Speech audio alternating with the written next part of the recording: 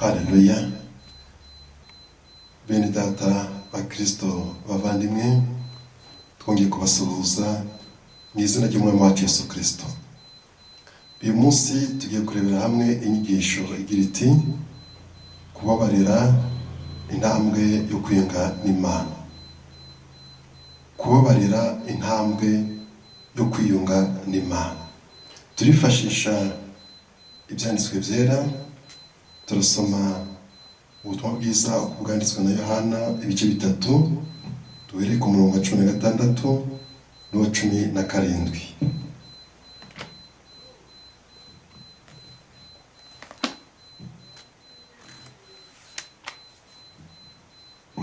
Turasoma mu izina rya Yesu. Ko Imana yakunze abari mu isi cyane, byatumye itanga umwana wayo w'ikinege, kugira ngo umwizera wese atarimbuka, ahubwo ahabwe ubugingo buhoraho. Turasoma nanone urwandiko rwa mbere rwa Yohana ibice cya mbere n'umurongo wa 9. Nituvuga yuko ari ndacya twakoze, tuba tuyise umunyabinyoma, kandi n'ijambo ryayo ndiriba riri muri twe. Imana yacu tugire neza. Bene data, hari amasezerano y'Imana tutageraho biturutse kutababarirana. Imana iradusaba kubabarira umuntu wese uducumuyeho, niba natwe dushaka ko itubabarira ibyo ducumura cyangwa se ibyo tuyikorera bibi umunsi ku munsi. Imana yaratubabariye, iduha umwana wayo Yesu ngo adupfire ku musaraba, itwereka urukundo rwayo, itwunga nayo, itwegereza ubwiza bwayo. Uko niko yatweretse urugero rwiza rwo kubabarira. Nk'uko tumaze kubisoma mu butumwa bwiza bwanditswe na Yohana ibice byaho 3 ku murongo wa 16 n'umurongo wa 17, aho twasomye ngo kuko Imana yakunze abari mu isi cyane, byatumye itanga umwana wayo w'ikinege, kugira ngo umwizera wese atarimbuka, ahubwo ahabwe ubugingo buhoraho. Kuko Imana itatumye umwana wayo mu isi gucira abari mu isi ho urubanza. Haleluya. Kuko Imana itatumye umwana wayo mu isi gucira abari mu isi kwiteka, ahubwo yabikoreye kugira ngo abari mu isi bakizwe nawe. Amen. Bene data, intego ya mbere ya Kristo cyangwa se umugambi wa mbere w'Imana ntabwo ari ukuducira witeka, ahubwo biciye mu rupfu rw'umwana wayo Yesu Kristo, byatumye twitwa abana b'Imana, turababarirwa. Imana itubabarira ibyaha twakoze byose. Kutababarira rero bihabanye n'umwuka wera ufite umurimo wo kugaragaza Kristo mu buzima bwacu. Hari intambwe z'ingenzi zagufasha kwakira ndetse ukanagumana imbabazi z'Imana. Icya mbere ni ukwiyunga n'Imana. Haleluya. Kwiyunga n'Imana. Tuzi ko icyaha cyakuweho nk'uko itegeko ry'umwuka ribivuga. Tugomba guhora twezwa mu maraso ya Yesu, twaturirana ibyaha byacu, ibyo tuzi n'ibyo tutazi, ibyo twibuka n'ibyo twibagiwe, kugira ngo dukomezanye ubusabane nayo. Nk'uko twamaze kubisoma mu rwandiko rwa mbere rwa Yohana igice cya mbere umurongo wa 9, ngo ariko nitwatura ibyaha byacu, niyo yo kwizerwa kandi ikiranuka kutubabarira ibyaha byacu no gutwezaho gukiranirwa kose. Igihe musenga muri babiri muri batatu muje mugira umwete wo kwaturirana ibyaha kugira ngo Imana ibababarire, Imana ikureho iyo migayo yose cyangwa se ibyo bicumuro byose biri ku buzima bwanyu. Mu Baheburayo ibice 9 umurongo wa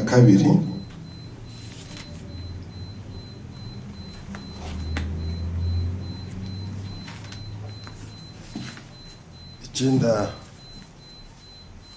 Abaheburayo 9 umurongo wa 22 haratubwira ati kuko ukurikije amategeko ibintu hafi ya byose byezwa n'amaraso, kandi amaraso atavuye rihabaho ko barirwa ibyaha.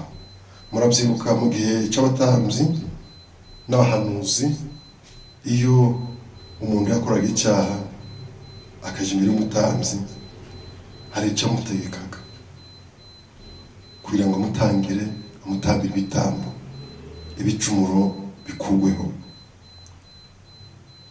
Ikindi cya kabiri cyangwa se intambwe ya kabiri ni ukubana n'abandi amahoro. Ibi birasaba gukomeza kubana neza n'abandi mu bumwe, tukirinda ibyo byose bidutandukanye. Haleluya. Kuko ibyaha dukora tubikora ku bana b'abantu, nta tubikora ku nyamaswa, ntitubikora ku biti, ntitubikora ku rutare cyangwa ku mabuye. Biradusaba gukomeza kubana neza n'abandi mu bumwe, tukirinda ibyo byose bidutandukanye.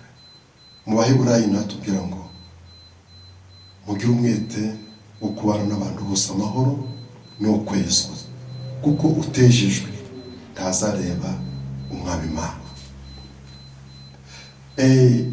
Nanone muri Matayo ibice 5 umurongo wa 23 kugeza kuri 26, Matayo ibice 5 reka tubarebe.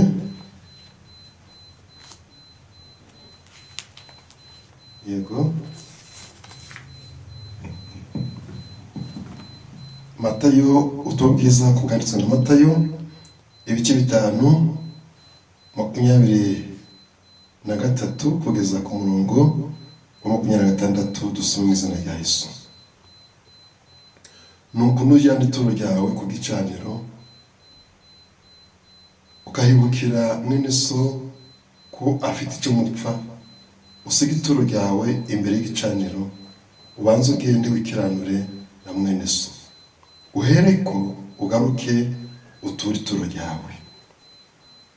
Wikiranure vuba n'ukurega mukiri mu nzira, ukurega ye kugushikiriza umucamanza ataguha umusirikare akagushyira mu nzu y'imbohe. Ndakubwira ukuri yuko utazavamo rwose keretse wishyuye umwenda wose, hadasigaye ikuta na rimwe. Imana yacu itugirire neza. Nanone mu Efeso ibice 4 n'umurongo wa 3 haratubwira ngo mugire umwete wo gukomeresha ubumwe bw'umurunga w'amahoro. Imana yacu itugirire neza. Bene data, turakwiriye ko dutera intambwe ya kabiri yo kubana n'abandi amahoro. Bibiliya iratubwira ngo ubiba amahoro asarura amahoro, ubibirwa urwango agasarura urwango.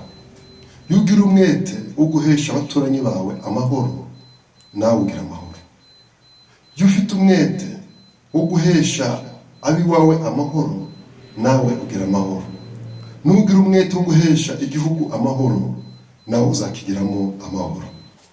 Turakomeza dusoma mu gitabo cy'umuhanuzi Mika ibice 6 duhere ku murongo wa 6 tugeze ku murongo wa 8. Mbese nditwara ku Uwiteka ngapfukamira Imana isumba byose nyituye iki? Nayitwaraho njyanye ibitambo byoswa n'inyana zimaze umwaka? Aho Uwiteka yakwemera amapfizi y'intama 1000 cyangwa imigezi y'amavuta erayo inzovu. Ese natanga imvura yanjye ku gicumuro cyanjye, imbuto y'umubiri wanjye ngayihunga ku cyaha cy'ubugingo bwanjye. Umurongo wa 8. Yewe mwana w'umuntu we, yakweretse icyiza icyo ari cyo, icyo Uwiteka gushakaho ni iki? Ni ugukora ibyo gukiranuka, no gukunda kubabarira, no kugendana n'Imana yawe wicisha bugufi. Imana yacu ihabwe icyubahiro. Aha umuhanuzi Mika arerekana agaciro k'ibyo Imana yakoze ubwo yoherezaga umwana wayo w'ikinege, yemera kumuduha kugira ngo atubere inshungu y'ibyaha byacu, kugira ngo Yesu yemere aducungure, atubambirwa ku musaraba.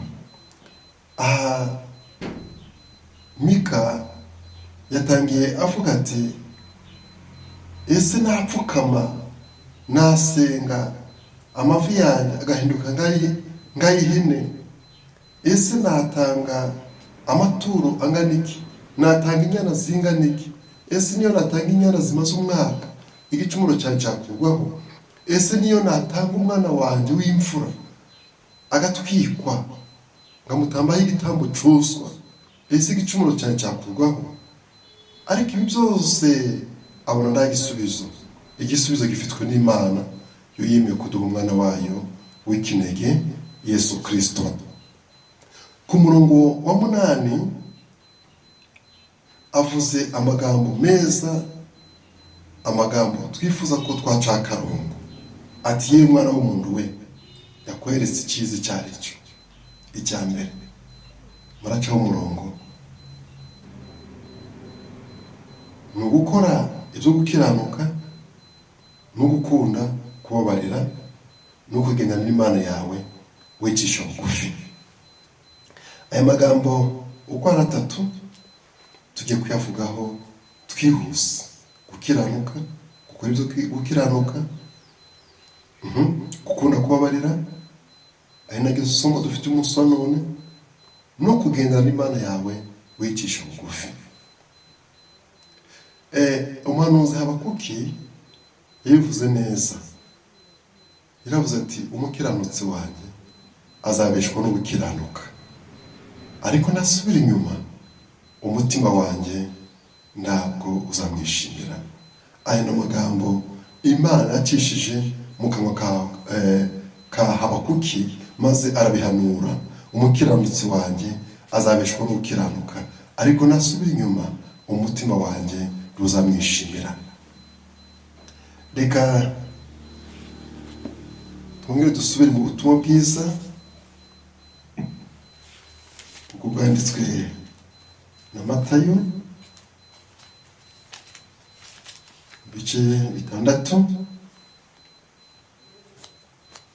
Matayo ibice 6.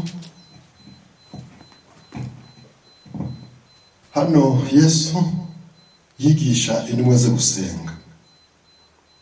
Ku murongo wa 5, nimusenga ntimukamere nk'indyarya, kuko bakunda gusenga bahagaze mu masinagogi no mu nzira ngo abantu babarebe. Nabwira ukuri yuko bamaze kugororerwa ingororano zabo. Weho nusenga uje winjira mu nzu, ubanza ukinga urugi, uhereko usenge so mwihereranye, nuko so ureba ibyiherereye azakugororera. Namwe nimusenga ntimukavuga amagambo muyasubiramo hato na hato nk'uko abapagani bagira, bibwira ko kuvuga amagambo menshi aribyo bituma bumvirwa. Nuko ntimugase nabo, kuko so azi ibyo mukenye mutaramusaba. Nuko nimusenga mujya mugira muti, Data wa twese uri mu ijuru, izina ryawe ryubahwe, ubwami bwawe buze, ibyo ushaka biho mu isi nk'uko biba mu ijuru. Uduhe none ibyo kurya byacu by'uyu munsi, uduharire imyenda yacu nk'uko natwe twahariye abarimo imyenda yacu, duduhane mu bitwosha, ahubwo dukize umubi, kuko bwami n'ubushobozi n'icyubahiro ari ibyawe none iteka ryose, amen. Ku murongo wa 14 harakomeza hagira ati, kuko nimubabarira abantu ibyaha byabo, na so mu ijuru azabababarira namwe, ariko nimutababarira abantu, na so nawe ndazababarira ibyaha byanyu. Imana yacu tugire neza. Nguko twasomye muri Mika ati, ye mwana w'umuntu we, icyo Uwiteka gushakaho ni iki? Ni ugukora ibyo gukiranuka. Haleluya. Ni ukugira umutima wo kubabarira, ni ukugendana n'Imana yawe wicisha bugufi.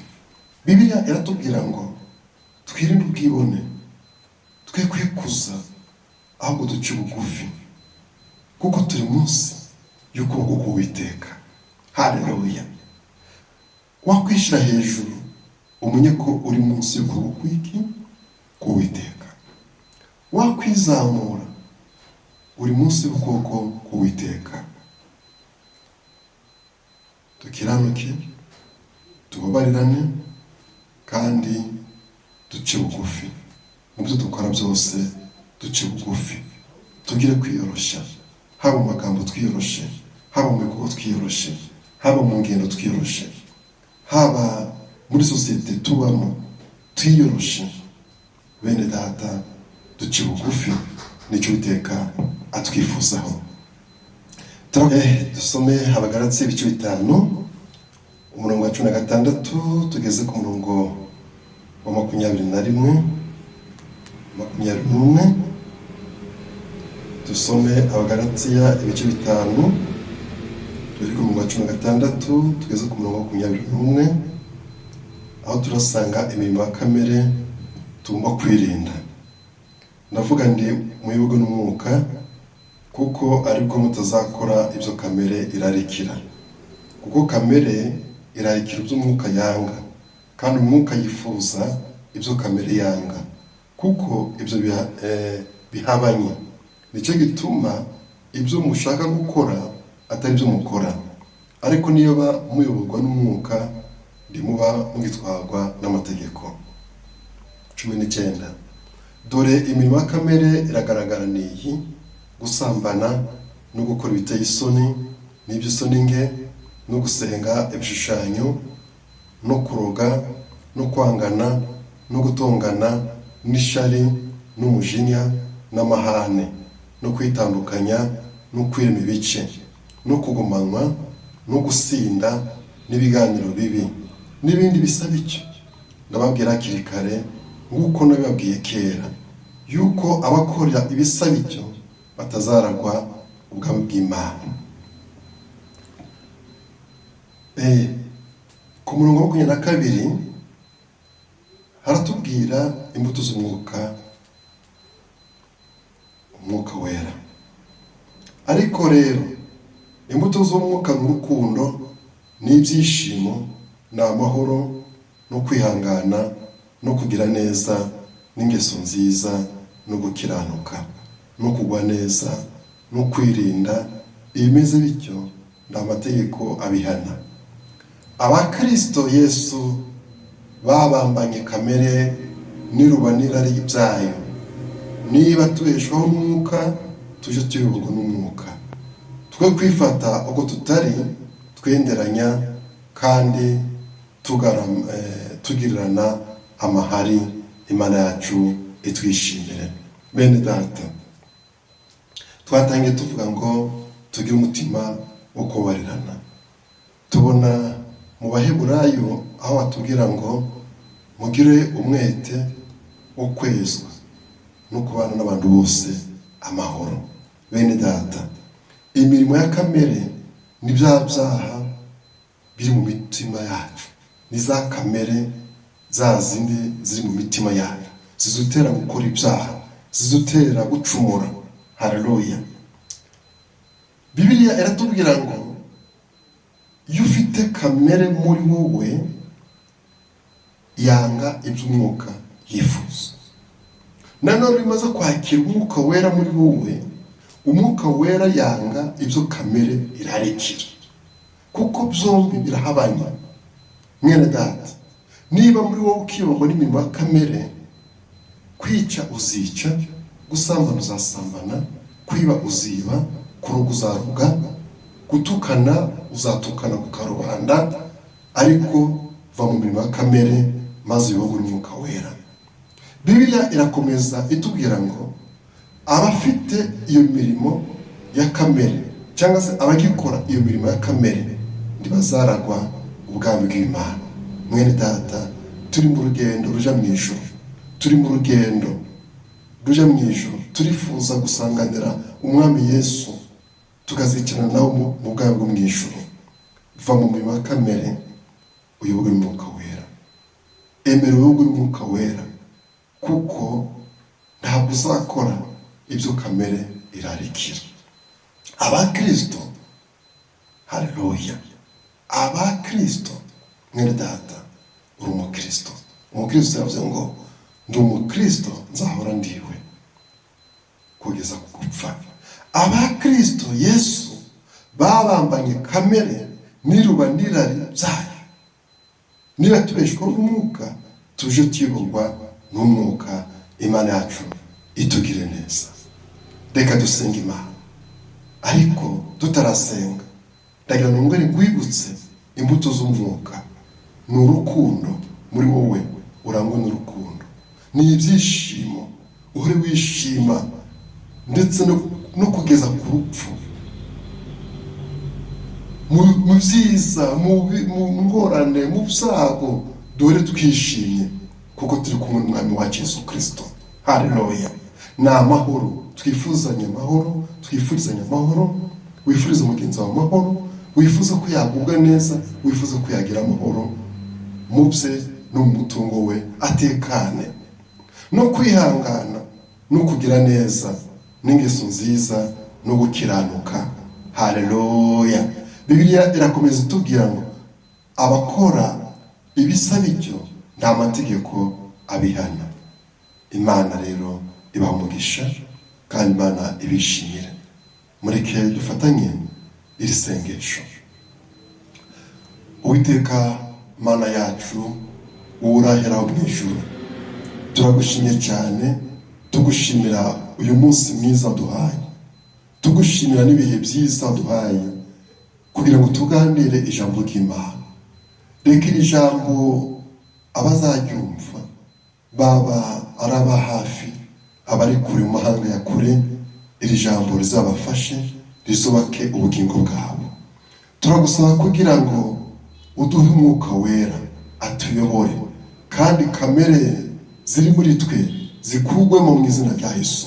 Duhinduke abana b'Imana, kandi igihe umwana wawe Yesu Kristo azaza gutwara itorero, natwe mw'Amerika tuzamusanganire, maze twimane nawe imyaka itagira ingano igihe cyose.